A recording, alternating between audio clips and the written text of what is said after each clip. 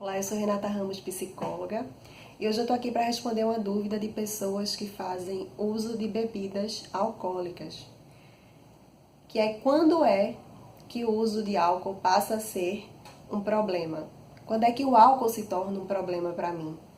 Como é que eu posso fazer essa separação entre uma vivência prazerosa e algo que se coloca como um comportamento de risco, né?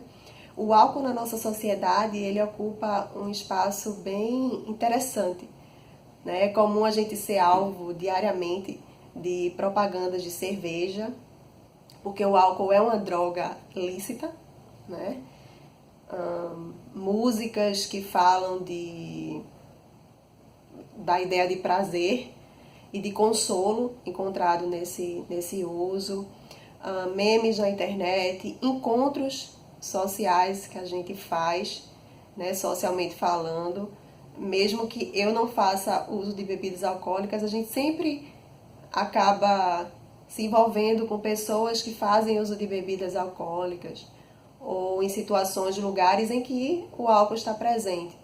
Então isso é algo que afeta, né, os brasileiros de forma geral. Inclusive a OMS, a Organização Mundial da Saúde, ela coloca que o Brasil está um pouco acima da média mundial de uso de quantidade, né, de bebida por pessoa anualmente. A gente estaria 2,5 litros a mais do que a média aí para os demais países no mundo que participaram do levantamento. Então, muitas vezes as pessoas recorrem aos especialistas, né, com essa pergunta: quanto eu devo tomar? Com que frequência? E muitos especialistas até arriscam: toma essa quantidade, nessa frequência aqui está tranquilo, né? E de fato, a intensidade do uso, ou seja, a quantidade de bebida que eu tomo, mas a frequência desse uso são coisas que a gente precisa observar, tá? Eu só bebo no fim de semana, eu bebo várias vezes por semana, eu bebo um pouquinho, eu bebo muito, eu demoro muito para beber, mas quando eu bebo muito, então não deixa de ser um uso problemático também.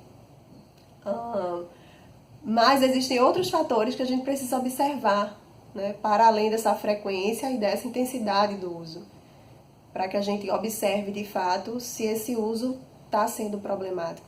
Então tem uma questão genética importante. Então, se eu tenho pessoas na minha família que têm uma vivência com alcoolismo, tem uma flutuação de genes aí na minha família que talvez seja interessante observar.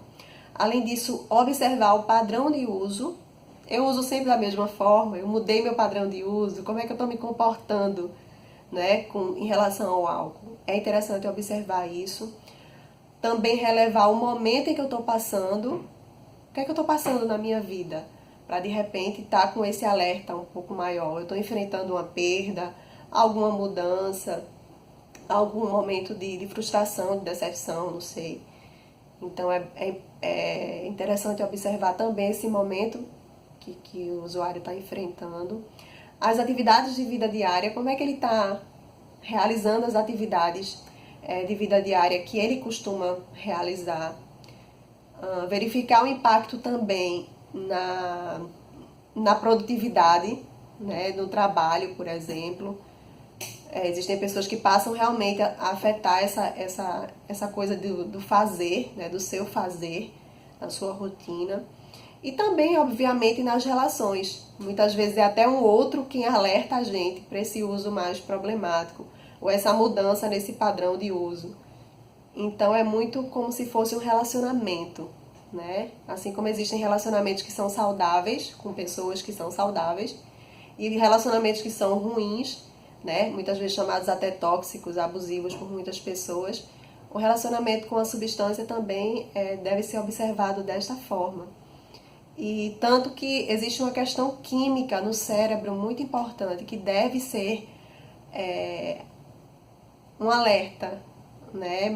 Deixar o uso, a pessoa tem um uso problemático, ela para de usar da noite para o dia, isso pode ser um perigo. Muitas pessoas reclamam de sentir tremores, de passarem mal realmente e de não ficarem bem. Então, essa coisa de você tratar esse uso abusivo, isso deve ser feito com especialistas, com equipe especializada em saúde mental, porque é algo que é singular para a pessoa, porque é uma dependência muito mais psicológica do que química. Apesar de existir toda